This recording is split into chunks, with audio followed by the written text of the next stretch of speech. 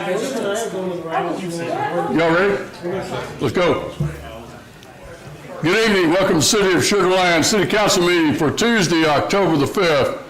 A little bit about our agenda tonight. In a minute, Ms. Jennifer Lane's going to do the invocation followed by the pledge. We'll have two recognitions, a rather quick consent agenda. That is pretty typical. We just came into the new budget year, October 1. We typically have a lot of consent agenda items because most of those jobs have been bid out, their unit price or their buy board. And then we'll move on through the agenda. So at this time, Ms. Jennifer Lane, would you lead us in the invocation? Yes, sir. Please join me in prayer. Loving God, I ask you to cast a hedge of protection over our local community leaders and their families. Also for our City of Sugar Land employees that work tirelessly to keep our city moving and safe. We ask for your gracious care in keeping all the men and women in law enforcement in our neighborhoods, cities, and on our highways. Defend them day by day with your heavenly grace, protect their families, and strengthen their resolve. Watch over them and protect them with your love. Please guide them as they keep us safe both day and night, and hold them firmly in your care should danger come their way. Amen. Amen. Please join me in the pledge. I pledge allegiance to the flag of the United States of America and to the republic for which it stands, one nation under God, indivisible, with liberty and justice for all.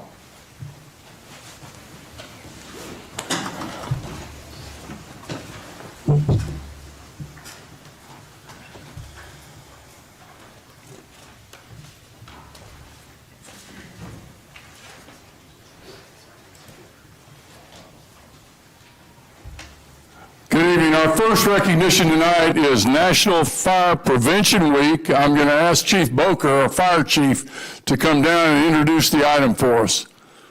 Good evening. This year's Fire Prevention Week is focusing on learning the sounds of fire safety, and I brought with us the sound that we all need to know, the smoke detector. And so tonight, when everybody gets home, we hope that you'll check your smoke detector as well as your carbon monoxide detector. And I wanted to recognize Captain Eric Volkman. When he worked in Pub Ed, he had an ingenious solution to the COVID situation when we stopped doing a lot of our public education activities. And he and Herc Myers had these wristbands made up because every kid loves to wear wristbands. And so he put these together, and we would deliver these to the schools. And those students would take these wristbands home that say, test your smoke alarm today. And the parents would be like, what'd you get a wristband for? And that's how Eric approached fire safety during COVID. And we continue to just do ingenious things like that because of the really top-notch employees that we're blessed to have.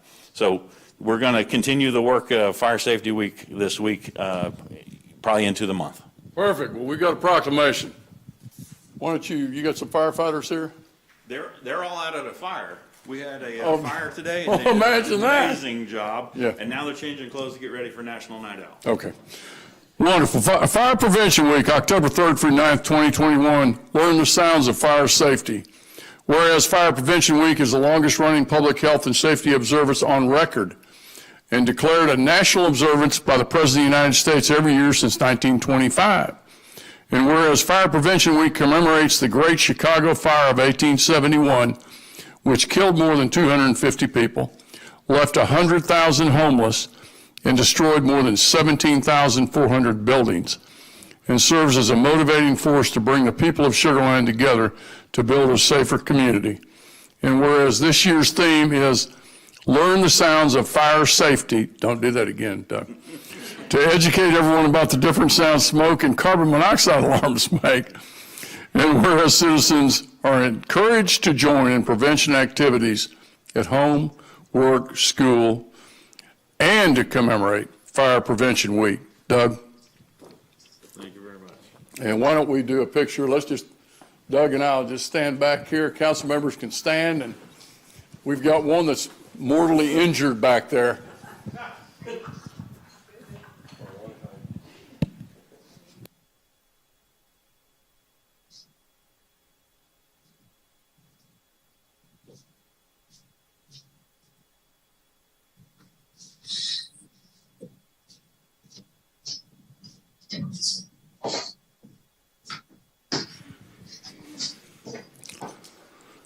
Eric, I got to tell you before I introduce you, Boker put coasters up there at all the council members. So, I mean, you know, go ahead, guys, show them what you, there we go, look at it.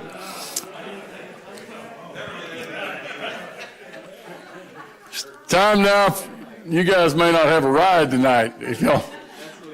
Here we got National Night Out 2021. Here to introduce that for us is our police chief, Eric Robbins. Eric, come on down. Good evening, Mayor. Thank you. I don't have any bells or whistles. I do have a weapon, but I don't want to use it because it might get somebody hurt. Yeah, you got a gun. I'm going to keep it where it's at. But good evening again. Thank you for having me. I just want to say tonight is a national night out, October the 5th, and it's being celebrated all over the country, and particularly in the southern region of the country. It's a great opportunity for us as law enforcement to literally facilitate our communities being safe. That's what National Night Out is all about. It's about the communities coming together, knowing each other, knowing their neighbors, but also getting to know not only the neighbors, but the police department, including the fire department, our staff, our council, and just, again, facilitating a fabulous community that we have come to know here in Sugar Land. Who I brought with me tonight is Sergeant Eric Pino, and I just want to put a name with the face. He is the young man that's behind the scenes doing all the work, coordinating all the parties. He can tell you how many parties we have, but also coordinating the ride-alongs, getting the staff out there, getting all the equipment, the resources. So I just want to applaud him and recognize him and give him an opportunity just to let you know exactly what tonight is going to look like. Eric. Thank you, sir. Thank you, Chief. Thank you. First off, the good giveaways we're giving at the parties. So when you go out there, that's where it is, all right? Before you get this, I do want to tell you that tonight we have 120 registered parties. For a COVID year, we were battling that all year, trying to recruit people. I'd like to acknowledge the efforts of the crime prevention team and also Carrie Paxton Lamke for coordinating and working and filtering through. So we're going to have a great time tonight. I have probably 40, 50 officers going out tonight. Every single party was assigned to an officer. So when you go out, you will also be doubling or tripling up. You might see an officer there. You might see motors there. We're all out there for a great time, a great event tonight. So 120, and we're going to get higher next year. Congratulations. All right. Thank you very much for giving us that. Yeah, Roman, let's get a picture, everybody. We'll do the same thing again.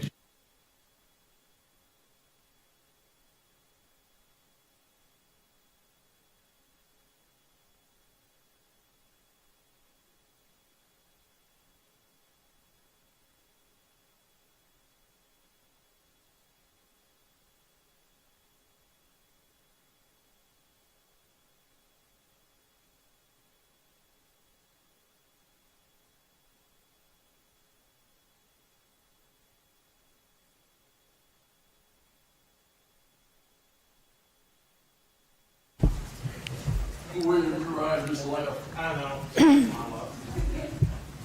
I'll be with you, Mayor. That's what I'm afraid of. All right, let's move to item number 2, public comment. Anybody, Thomas? No one signed up, Mr. Mayor. Move immediately to the consent agenda. Consent agenda is items that will be taken in one motion. We are going to pull one item tonight.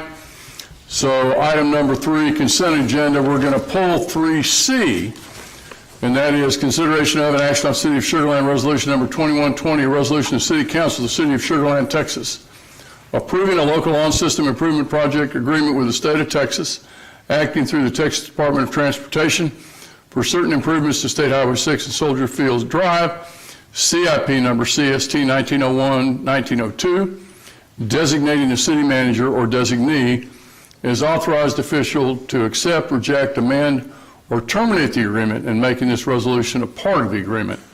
Greg Nichols, Senior Project Manager.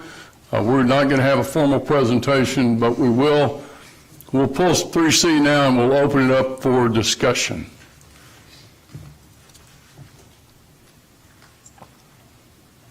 Councilmember Watley, you want to start the discussion? Mr. Nichols is on virtually to answer any questions you have. He's on virtual? Yes, sir. Okay, that's perfect. Hey, Greg.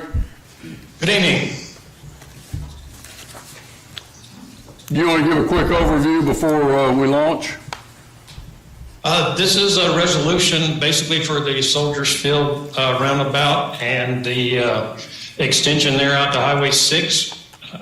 TxDOT requires the resolution as part of the local on-site agreement that they've requested us to complete, and this resolution will be included in that agreement.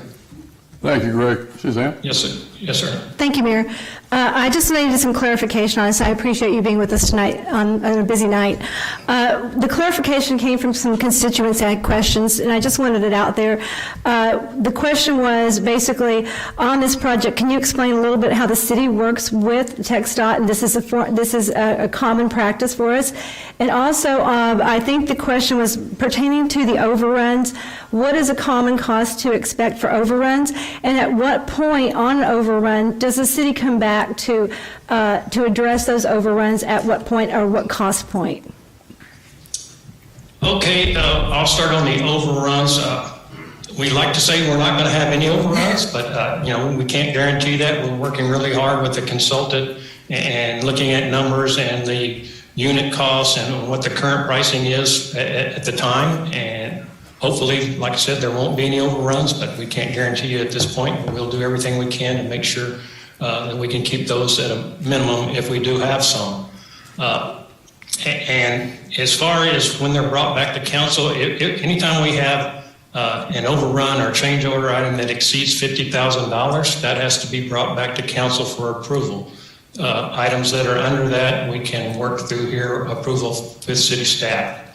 And we work with TxDOT on these projects quite frequently.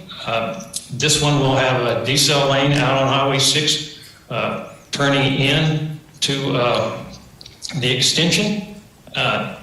Basically, they're going to review the plans and give us a permit and complete the local on-site agreement, and we'll be good to go at that point with TxDOT. Okay, thank you so much, Mr. Nichols. I appreciate that clarification. That's all I needed to hear, so thank you so much. I move the motion, make the motion to pass. Okay. Yes, ma'am. Okay, Carol? Just a quick follow-up. So this just pertains to the deceleration lane from 6 to the Soldiers Field extension on the TxDOT right-of-way, is that correct? Or is it for the entire thing? Well, yeah, this job that'll be the only portion that gets into TxDOT right away on this project is just the extension connection right there to Highway 6. Yeah. The roundabout itself does not go all the way up to Highway 6. So, yeah, you're correct. It's basically just the connection. Yeah, that's what I thought. Second? Okay, second by McCutcheon. Just one comment, Greg. It is even though TxDOT requires us to sign the agreement, you jointly manage that with TxDOT. So to the extent there's a change in the scope of work, which is what drives a change order, then we're involved in negotiating that change in the scope of work, and then that would come to the city manager before, and it would go through all the different protocols in the city of Sugar Land before it ever got approved. It's not just a given that a change order gets executed just because the contractor wants one. That's absolutely correct, Mayor. There are channels that it runs through for approval here on staff. Anything under $50,000 has to go through those channels. Yep. So controls are in place. It's not, we're actively managing that contract. I've got a motion. I've got a second. Any other questions? You'll vote at this time, please.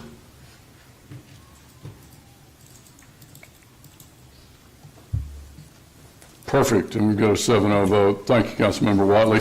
We're going to now take the rest of the consent items. Any questions? Motion to approve? So moved. Got a motion by Jacobson. Second. Second by Kermali. If you vote at this time, please.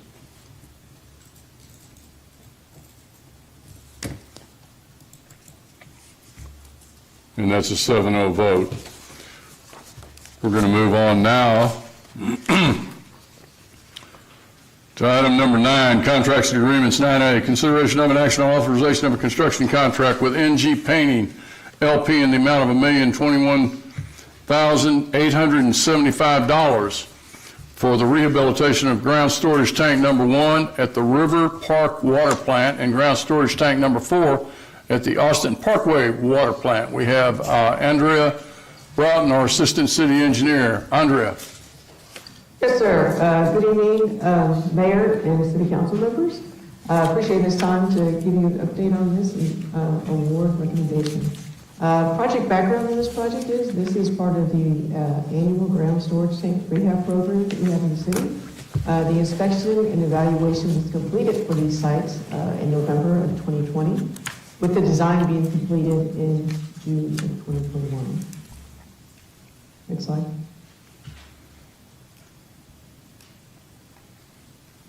Here we have just a kind of a quick overview just to show you in general where these sites are located throughout the city. Next slide, please.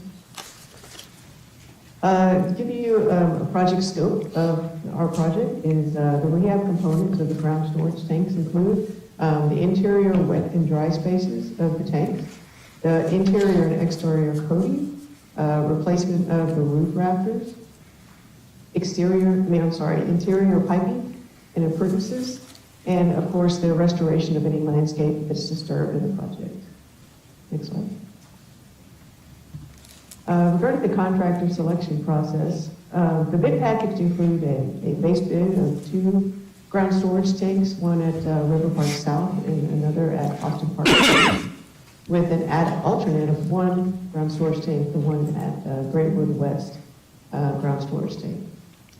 This advertisement, the bid was advertised July 21st and 28th of 2021. We received 15 bids on August 12th, 2021, with 1 bid deemed non-responsive. Next slide. And here we have the bid summary of all the bids received, ranging from a little over $1 million on the low end up to almost $2.5 million base bid, with the engineer's estimate of $1.5 million. Next slide. Regarding the project funding, the available budget for CIP WA 2103 is $1,121,751. The actual funding needs needed for this project is $1,021,875, with a contingency of 5% will come out to about $51,000, and our construction administration contract would be just under $25,000. It gives us a total funds needed of $1,097,708.75, and staff recommends to award the base bid items only. Next slide. With that, if the project is approved this evening, a notice to proceed will be issued in November 2021, with substantial completion wrapping up in June 2022. Next slide. Regarding the efforts that we take for construction impact minimization and notifications, construction impacts will be minimal because the project is on city property. We don't anticipate any water service interruption for any of the residents or businesses, and the work will be fully encased during any of the work on site there with the blasting and the coating. Regarding notification, we will use door hangers and mail-outs and one-on-one communication as needed. Like I said before, we're not anticipating any water service interruption on this project. Next slide. With that, we'd like to request for approval of engineering department recommendation. The City Council authorized the execution of this construction contract with MG Painting LP for the ground storage tank rehabilitation project in the amount of $1,021,875. And I'm available. Council members, any questions? You have a motion. Motion to approve. Got a motion by Lane, do I have a second? Second by Kermally. You'll vote at this time, please.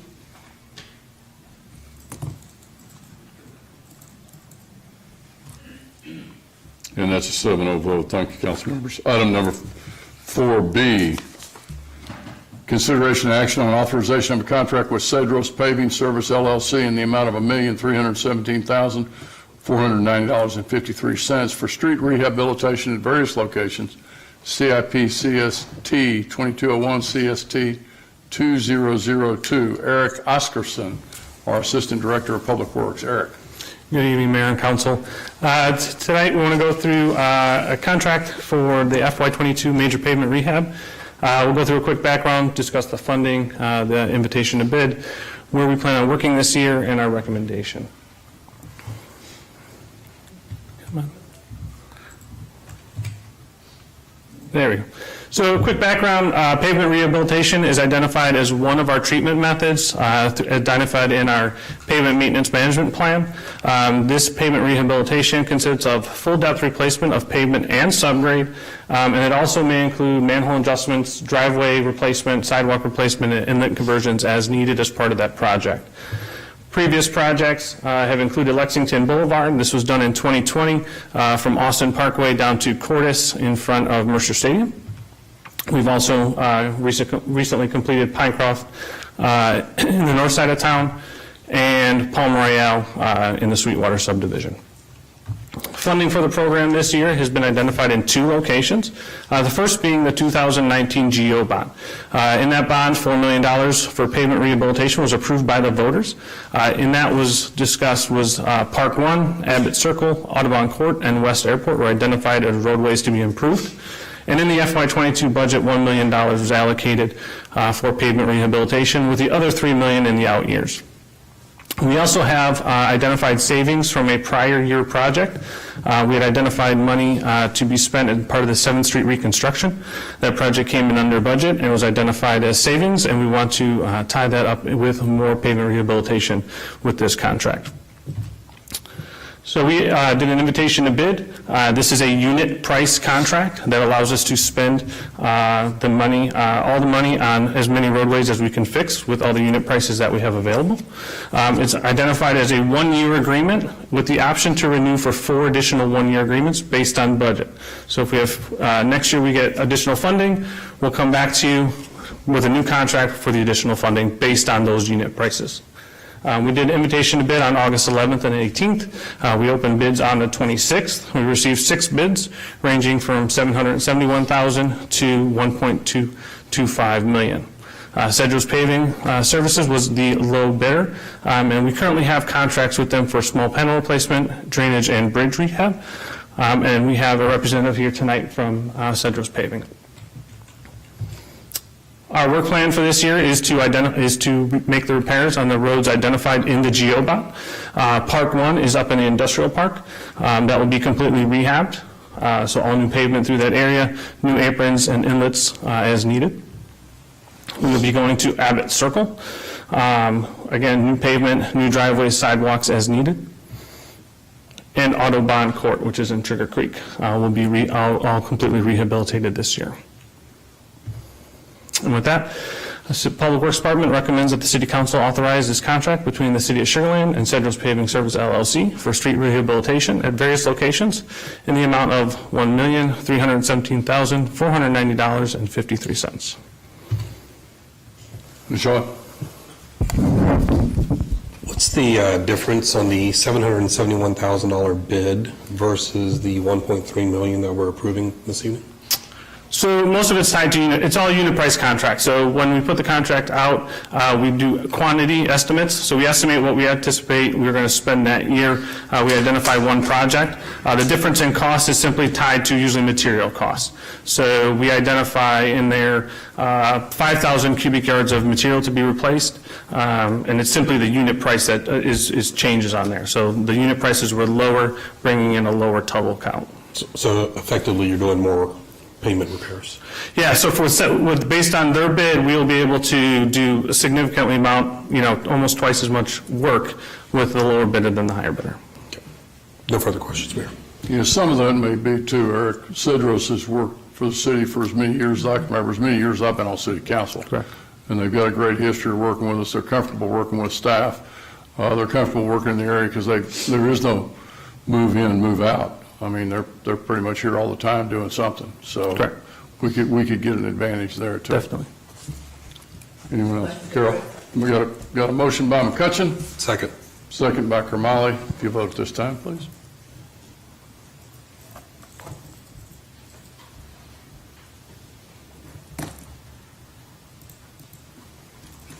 And it's a 7-0 vote. Thank you, council members. Thank you. Item number 5, ordinances and resolutions. 5A, consideration of an action on City of Sugar Land Resolution number 2129. A resolution of the City Council of the City of Sugar Land, Texas, nominating candidates for the Fort Bend Central Appraisal District Board of Directors for the 2022-2023 term of office. And we have with us our own Jennifer Brown, Director of Finance. Jennifer. Thank you, Mayor. Good evening. Every other year, come before you to nominate candidates for the Fort Bend Central Appraisal District Board of Directors. The Central Appraisal District is a separate entity, separate and apart from all of the taxing entities within a county. There's one per county. The Board of Directors, there's 5 voting members plus the tax assessor collector for the county as an ex officio member. They serve 2-year terms. They begin on January 1 of even-numbered years, and they are elected by the taxing entities within their boundaries. That is set by the tax code. And their scope of responsibility is to hire the chief appraiser, set the annual budget for the district, approve various contracts, and set policies and procedures. They have very limited authority over appeals. They do develop biennially a written plan for the periodic reappraisal of properties that is submitted to the state, and then they do adopt an operating budget to reflect the board's decisions on handling appraisals. The Appraisal Review Board is probably the board that is more commonly known, and that is the Board of Citizens that hears taxpayer protests and taxing unit challenges. This CAD Board of Directors does not appoint the Appraisal Review Board because our county has a population over 120,000. The local administrative judge appoints the ARB members. So this board that we're nominating for is strictly to run the appraisal district and not the Appraisal Review Board. The eligibility requirements to serve on the board: you have to be a 2-year resident of the district just prior to swearing in. You can't be a taxing unit employee unless you're also a member of the governing body or elected official of a taxing unit, and you can't be engaged in appraising property. You also can't have property that has taxes more than 60 days delinquent. You can't be a relative within the second degree to anyone conducting business within the district as a paid assessor, and you can't provide contracted services to the district or have a 10% interest in a business doing so. There are 5 voting members on the current board. As I said, Carmen Turner is the tax assessor collector as of this January, and all 4 of the 5 members, so all except for Al Bromchick, are willing to serve another term if elected, and the district has indicated that Michael Roselle will be the Conservation and Reclamation District's candidates. The next steps after this evening's resolution is this resolution is due to the chief appraiser with the nomination by the 15th of October, which is why we have to be here before you this evening. By the end of October, he will prepare a ballot and send that out to the entities for voting. So we'll be back to you at the first meeting in December to allocate our votes. Last time we had 135 out of 5,000 votes, so around 2.7%. So we're not skewing the selection one way or another with the amount of votes that we have. We reviewed this item with the Finance Audit Committee back on September 22nd, and the committee members would like to recommend a nominee to City Council, and then upon that recommendation, would ask you to approve resolution number 21-29, nominating a candidate or one or more candidates for the Board of Directors. And with that, Mayor, I will turn that back over to you. Okay. Jennifer, for the benefit of the council, one of the members that have said they expressed serving again, several of them are Sugar Land residents. Can you identify who those are? Yes. So Al Bromchick and Jim Key are Sugar Land residents. And Mr. Bromchick has indicated that he does not want to serve another term, so that leaves Jim Key as the only Sugar Land resident that is a current board member. Okay. Mike Roselle lives in Gregory. Oh, does he? Yeah. Okay. I'm not familiar with him. Sorry. So you've got 2 members of the current board that want to stand for election that are, and we can advance only one candidate or 2? We can nominate one or more. We can. So What's your pleasure? I'd say Yeah. that Jim Keys and Mike Rozelle are the two candidates that live in Sugar Land. I propose that we nominate that as a slate to go back. Everybody good with that? Yes. Do I have a motion? Got a motion by Carol, second by Lane. If you'll vote at this time.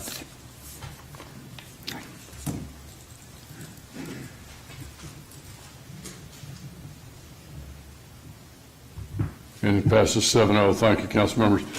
Item number 5B, first consideration of an action on City of Sugar Land ordinance number 2250, an ordinance to the City Council, City of Sugar Land, Texas, amending ordinance 2236 by extending certain deadlines related to the generator rebate program. Miss Lisa Kosich-Meyer, I know I messed that up, didn't I? No, good evening, Mayor and Council. I Director of realize Planning and Development. I was so excited about extending it. that's okay. That's great. I realize I am the last item between you and those 120 parties, so I am going to be brief. If you may recall, at your June 15th meeting, you adopted an ordinance 2236, which established a generator rebate program. Through that program, we are rebating city permit fees associated with the installation of permanent standby home generators. This program is set to expire November 30th. Do that one more time. There we go.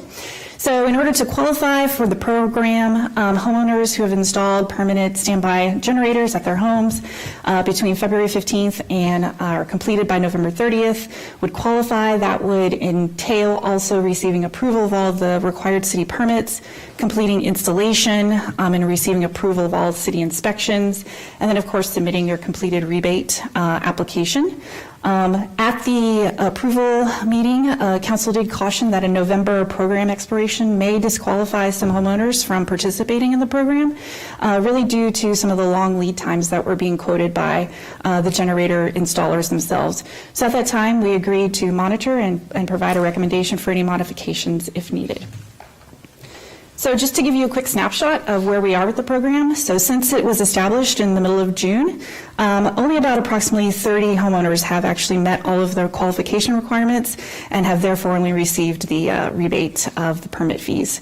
In contrast, though, we've approved over 130 building permit applications for the installation of generators.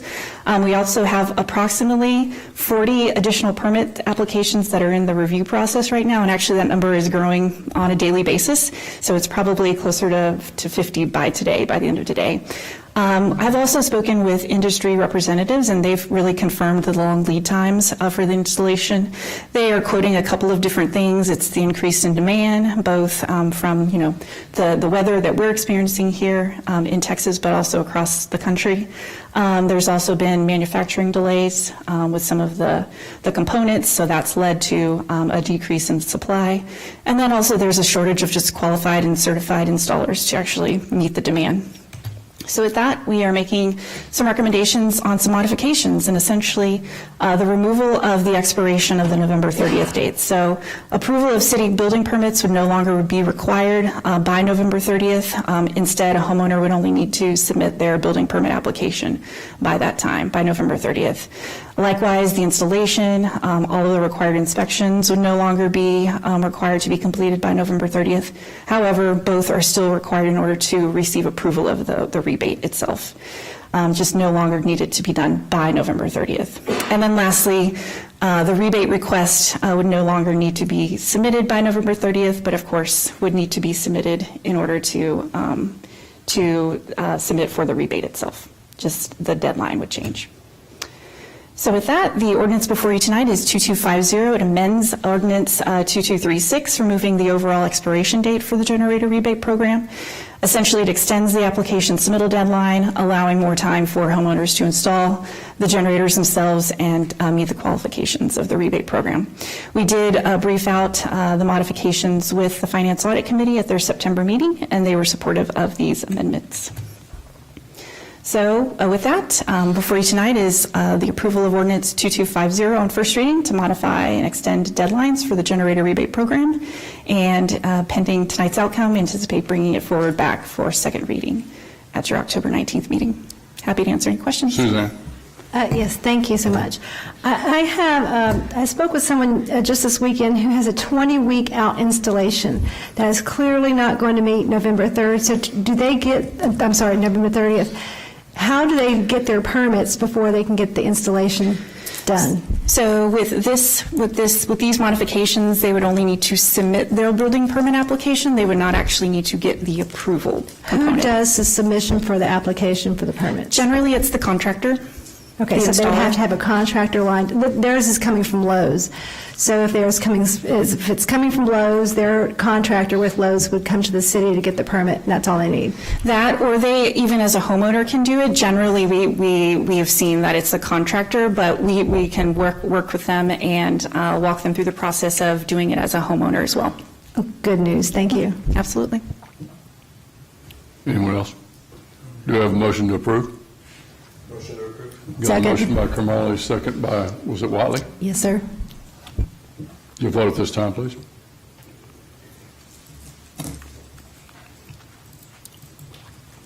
Thank you. And it passes 7-0. Thank you, council members. Item number 6, City Council City Manager reports. I'm going to suggest that we table this until the next meeting. Yes, please take That allows everybody to move on to the National Night Out. Motion to approve, adjourn. Motion to adjourn.